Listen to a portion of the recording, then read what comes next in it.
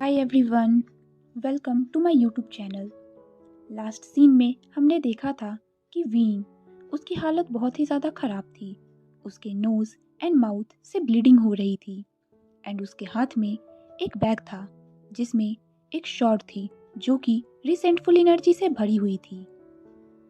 तो चलिए अपनी स्टोरी को उसके आगे से कंटिन्यू करते हैं। तभी सिचैन पूछते हैं, ये तलवार क्या कर सकती है? ऐसी बहुत सारी पुरानी पावरफुल चीज़ों की कहानियाँ हैं जो लोगों को पोजेस करती है, बट मॉडर्न टाइम में ऐसी बहुत ही कम चीज़ें मिली हैं एंड वो भी इतनी पावरफुल नहीं होती कि किसी कल्टीवेटर को पोजेस कर सके।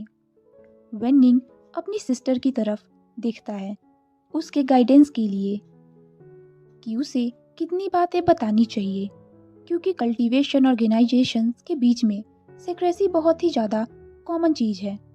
तभी वांगजी कहता है, हम नॉन डिस्क्लोजर एग्रीमेंट साइन करेंगे। वेन किंग वांगजी की तरफ देखती है जहाँ उसके फिंगर्स अभी भी वीन के स्किन पर उसे स्पिरिचुअल एनर्जी दे रही थी एंड वो नोट करती है एंड कहती है, वेरी वेल, देन मैं बाद में इसके पेपर्स भेज दूंगी तुम्हारे पास, बट अभी के लिए हमें एक वर्बल रिकॉर्डेड एग्रीमेंट करना होगा। वो अपना फ़ोन निकाल कर उसमें रिकॉर्डिंग ऐप ऑन कर देती है। सिचेन एंड वांगजी दोनों कंफर्म करते हैं कि वो दोनों कोई भी बात जो वेन्निंग उन्हें बताएगा उसे बिना वेनकिंग और विबुशियान के परमिशन के डिस्क्लोज नहीं करेंगे। उसके बाद वेन्निंग अपनी स्टोरी को कंटिन्यू करता है। विशियांसी ने कहा कि यह फेमिलियर लग रहा है, बट वो याद नहीं कर पा रहे थे कि कहाँ इसे सबसे पहले देखा था। फिर वो एक विक्टिम के पास जाते हैं एंड उनसे पूछते हैं कि क्या हुआ था। तभी सिचैन कहते हैं, क्या विबुशियान ने इंक्वायरी प्ले की थी? नहीं, विसियांसी का तरीका अलग है। जैसे ही उन्हें पता चला कि क्या हुआ था, तब उन्होंने उस सॉर्ड को पहचाना। ये सुनकर वांगजी फ्रॉन्ट था। बहुत ही कम सेक्ट्स के पास डेड्स से बात करने के तरीके हैं एंड इंक्वायरी को ही सबसे रिलायबल माना जाता है सभी के द्वारा। सिचैन एंड उसे सबसे पावरफुल कल्टीवेटर माना जाता है उस टेक्निक को यूज करने वाला। फिर वीन कैसे उस इंफॉर्मेशन को गैदर कर पाया जो वो नहीं कर पाए? आखिर वीन ऐसी कौन सी टेक्निक जानता है जिससे वो शॉर्ड को पहचान पाया? ऐसी बहुत सारी राइटिंग्स थी एंशियंट टेक्निक्स की जिससे डेड के मेमोरीज को देखा जा सकता है, बट वो सब ग्रेट कल्टीवेशन वॉर के दौरान खो गई थी। तभी सिचैन कहते हैं, उसने तलवार को कहाँ से पहचाना? वेनिंग कहता है, उन्होंने कहा, ये तलवार उस केव से यहाँ क्या कर रही है? क्या उन लोगों ने हमें बचाने के बाद इसे सिक्योर नहीं किया? तभी सिचैन पूछते हैं, क्या तुम जानते हो कि वो किस केव की बात कर रहे थे? तभी वेनिंग के कहने से पहले वेनकिंग कहती है, ये शायद वही केव है जहाँ वो इंजर्ड हुआ था हंगवांगजुन के साथ। वो पूछती है, क्या उसने तलवार के बारे में कुछ और बताया? वेनिंग नोट करते हुए कहता है, उन्होंने कहा कि अगर ये सब मेयर से शुरू हुआ है देन ज़रूर किसी ने इसे मेयर को बेचा होगा। वो समझ नहीं पा रहे थे कि कोई कैसे इसे पकड़ने में सक्षम हो गया। उन्होंने कहा कि वो उसे उन्हें बुलाते हुए सुन सकते हैं एंड उसने भी उन्हें पहचान लिया था। हम मेन हॉल में गए एंड वो डायरेक्टली वहाँ के डिस्प्ले रूम में गए। सिचैन एंड वांगजी दोनों एक दूसरे की तरफ देखते हैं। वो उस रूम को याद करते हैं। मो विलेज के मेयर वहाँ एंशियंट वेपन्स को कलेक्ट करते हैं। सिचैन कहते हैं, उसी जगह सबसे पहला डेथ हुआ था, बट सारे वेपन्स अपनी केस में थे। वहाँ कुछ भी डिस्टर्ब नहीं लग रहा था। हाँ, विसियांसी ने भी यही कहा था, बट फिर उन्होंने डिस्प्ले केस के बीचों बीच देखा। उन्होंने मुझे वार्न किया उसे ना छूने को। उन्होंने कहा कि वो शॉर्ड उन्हें हार्म नहीं पहुंचाएगी एंड उन्होंने कहा कि उन्हें अब समझ में आ गया कि उस शॉर्ड ने हंगवांजुन को हार्म क्यों नहीं किया था। विसियांसी ने अपना बैग निकालकर उस पे कुछ सील्स ड्रॉ किए। उसके बाद उन्होंने अपना हाथ उठाया और वो तलवार ग्लास के केस को तोड़ते हुए उनके पास आ गई। जैसे ही उन्होंने उसे पकड़ा, विसियांसी की आंखें ग्लो करने लगी। उन्होंने कुछ किया जिससे उनके नोज एंड माउथ से ब्लड आने लगा एंड फिर उन्होंने उस तलवार को बैग में डालकर बंद कर दिया और मैं इन्हें यहाँ ले आया। लैन सिचेन बैग पर ब्लड से बनी तलिस्मा को रीड करने की कोशिश कर रहे थे एंड वांग जी उस पर्सन को समझने की कोशिश कर रहा था जिसने उसे बनाया था।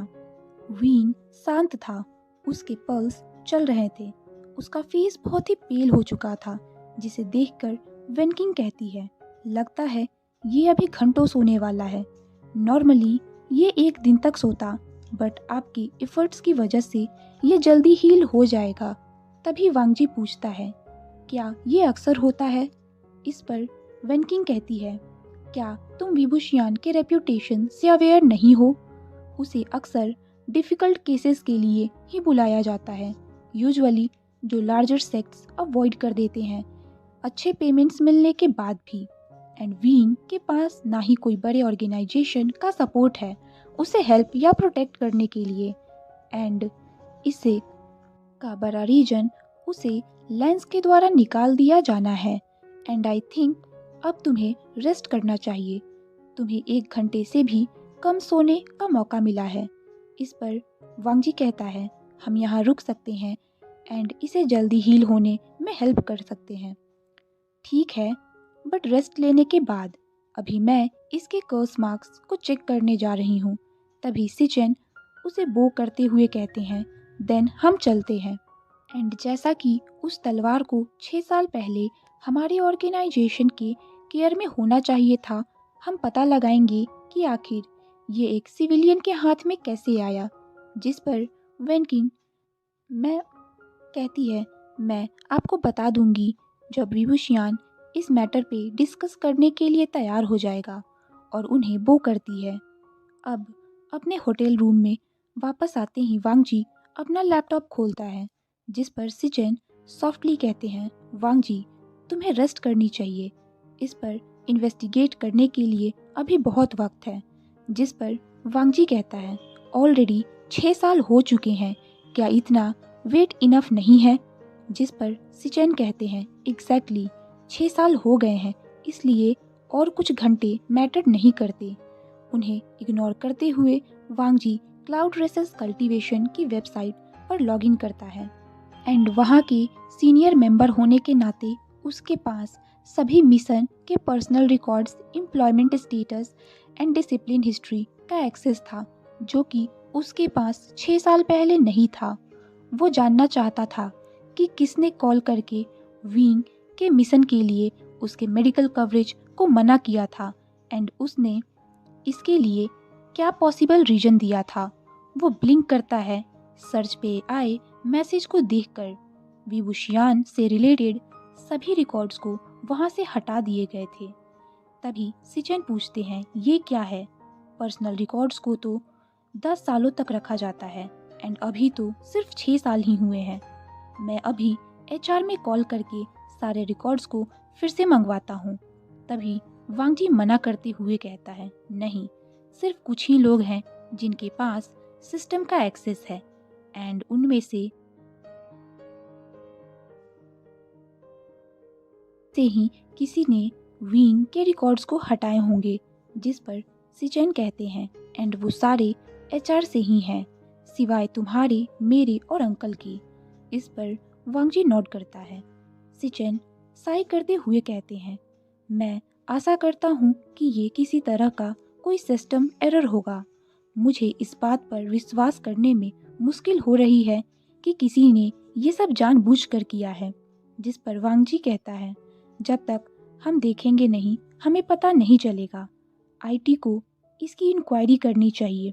जिस पर सिचेन कहते हैं, वेरी वेल, मैं उन लोगों से सारे रिकॉर्ड्स एंड विंग से जुड़े अदर इंफॉर्मेशंस को रिकवर करने को कहूँगा एंड ये पता लगाने को कहूँगा कि किसने उन फाइल्स को एक्सेस किया था या फिर उसे मॉडिफाई किया था। सिचेन कॉल करके आईटी डिपार्टमेंट के हेड से बात करते हैं एंड ये इंश्योर करते हैं कि ये सब कॉन्फिडेंशियल रहे। फिर वो वांग जी की तरफ देखकर कहते हैं, फाइल्स को रिट्राइव होने में कुछ घंटे या एक दिन भी लग सकते हैं क्योंकि उसमें से कुछ डिलीट हो चुके हैं एंड मेन सिस्टम से हटा दिए गए हैं। बेसिक फाइल्स को आर्काइव कर दिया गया है ताकि ऐसा ना लगे कि रिकॉर्ड्स को बदला गया है। कुछ इन्फॉर्मेशंस जरूर गायब हैं बट ज़्यादातर इन्फॉर्मेशन रिकवर हो जाएंगी। वांग जी को बहुत ही गुस्सा आ रहा था ये सोचकर कि किसी ने जानबूझकर वीन को नुकसान पहुंचाने की कोशिश की। वांग जी कहता है, हमें अंकल को इस बारे में बताना चाहिए। सिचेन अंकल को कॉल मिलाकर स्पीकर पर कर लेते हैं। पहले लैंचिरैन को वेनकिंग की स्टोरी सुनकर लगा कि जरूर कोई मिस्टेक हुई होगी बट जैसे ही उन्हें डिलीटेड फाइल्स का पता चला वो कंसर्न्ड हो गए। वो कहते हैं, मुझे याद आया जब हमने उसकी इंटर्नशिप को ख़त्म किया था। उसके खिलाफ उस वक्त बहुत सारी डिसिप्लिनरी रिपोर्ट्स आई थीं। वांग जी अपनी आंखें बंद कर लेता है क्योंकि उसमें से बहुत सारी रिपोर्ट्स उसी की बनाई हुई थी। उस वक्त वांग जी के लिए वीन को इग्नोर करना इम्पॉसिबल हो गया था।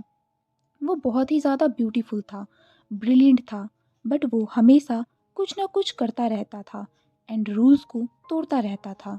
वांग जी उसकी रिपोर्ट्स इसलिए बनाता था ताकि वो वीन को सुधार सके जिससे उसे क्लाउड रेसेस में परमानेंट पोजीशन मिल जाए बट इसके बजाय वांग जी ही उसके निकाले जाने का मेन कारण बन गया। तभी वो कहता है, मेरे द्वारा की गई शिकायतों में से कोई भी उसे निकाल देने लायक अपराध नहीं था।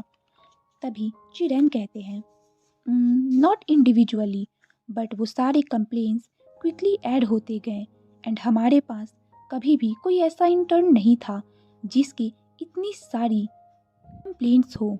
इसलिए काउंसिल ने उसे सस्पेंड करके उसके सिचुएशन को रिव्यू करने का डिसाइड किया था। उसके पास अपॉर्चुनिटी थी अपनी सस्पेंशन पर अपील करने की बट उसने ऐसा नहीं किया एंड उसने सस्पेंशन को मानने से भी इनकार कर दिया एंड फिर भी मिशन पर गया और फिर उसने कम्युनिकेशन प्रोटोकॉल्स को भी फॉलो नहीं किया जिससे तुम दोनों इंजर्ड हो गए एंड इस वजह से काउंसिल से उसे निकालने का फैसला किया गया। उसने अपने इनिशियल सस्पेंशन पर कुछ नहीं कहा था इसलिए हमें लगा कि ये म्यूचुअल टर्मिनेशन था। ये सुनकर वांग जी फ्रॉन्ड हो गया एंड तभी वो कहता है, वीन को पता नहीं था कि उसे सस्पेंड कर दिया गया है। हमारे हंट पर पहुंचते ही मैंने उसे हमारी लोकेशन भेजते हुए देखा था। उसने उन प्रोटोकॉल्स को नेग्लेक्ट नहीं किया था जिस पर चिरेन कहते हैं उसे नोटिफाई कर दिया गया था। उसने तुम्हें नहीं बताया होगा क्योंकि अगर तुम्हें पता चल जाता तो तुम उसे कभी भी अपने साथ नाइट हंट पर जाने के लिए एग्री नहीं करते एंड अगर उसे ने नहीं भी पता था फिर भी उसे तुम्हारी सेफ्टी को रिस्क पर नहीं डालना चाहिए था। तुम्हें ढूंढने में इतना वक्त लगाने का कारण भी यही था कि उसने तुम्हारी लोकेशन के चेंज होने के बारे में नोटिफिकेशन नहीं भेजा था। वांग जी फ्रॉन्ट था बट वो अपने अंकल से आर्ग्यू नहीं करता। उसे पता था कि वीन ऐसा पर्सन नहीं है जो इतनी इम्पोर्टेंट प्रोटोकॉल को मिस करके दूसरों की जान को खतरे में डाल दे। वो सोचता है एक बार आईटी डिपार्टमेंट से सारा डेटा मिल जाए फिर वो पता करेगा कि वीन की क्या गलती थी और क्या नहीं। उसके बाद अंकल का कॉल करते ही वांग जी फिर से अपने लैपटॉप पर जाकर रिसर्च करने लगता है ताकि उसे 6 साल पहले की कुछ इन्फॉर्मेशंस मिल जाए। तभी सिचेन कहते हैं, वांग जी तुम्हें अब रेस्ट करनी चाहिए। जब तक रिकॉर्ड्स नहीं आते हम कुछ भी नहीं कर सकते। तुम बहुत ही ज़्यादा थके हुए हो एंड तुम्हारी स्पिरिचुअल एनर्जी भी अभी ख़त्म हो गई है। वेन देइफू हमें कॉल करेंगी जब वो जागेगा तब, या फिर उन्हें हमारी ज़रूरत पड़ी तो हमें उनके कॉल के लिए रेडी रहना चाहिए। जिस पर वांग जी अपने ब्रदर की बातों से एग्री करते हुए रेस्ट करता है एंड थोड़ी देर में ही सो जाता है। वांग जी टाइम में वापस नहीं जा सकता था और वीन को हर्ट होने से नहीं बचा सकता था, पर जो कुछ भी उसके ऑर्गेनाइजेशन ने उसके साथ किया वो उसकी रिस्पॉन्सिबिलिटी लेगा। एंड वांग जी ये जानता था कि उसे अपने इमोशंस एंड बिहेवियर को कंट्रोल करना होगा। वो जानता था कि सॉर्ड के केस को डील करने के बाद वो और वीन साथ काम नहीं करेंगे। जो कुछ भी वांग जी के ऑर्गेनाइजेशन ने वीन के साथ किया, उसके बाद ये कोई बड़ी बात नहीं है कि वीन उनके साथ कोई भी रिश्ता नहीं रखना चाहता। वांग जी ये इंश्योर करेगा कि वो जितना हो सके उतना वीन के साथ प्रोफेशनल रहने की कोशिश करेगा एंड वीन के लिए कुछ भी डिफ़िकल्ट नहीं बनाएगा। एंड फॉर्चुनेटली वांग जी अपनी इमोशंस को छुपाने में बहुत ही अच्छा है। वांग जी सिर्फ वीन के लिए इतना ही कर सकता है कि वो अपनी फीलिंग्स उसे ना बताकर उस पर बर्डन ना बने। तो चलिए अपनी स्टोरी को यहीं पे स्टॉप करते हैं। See you in the next part. Bye.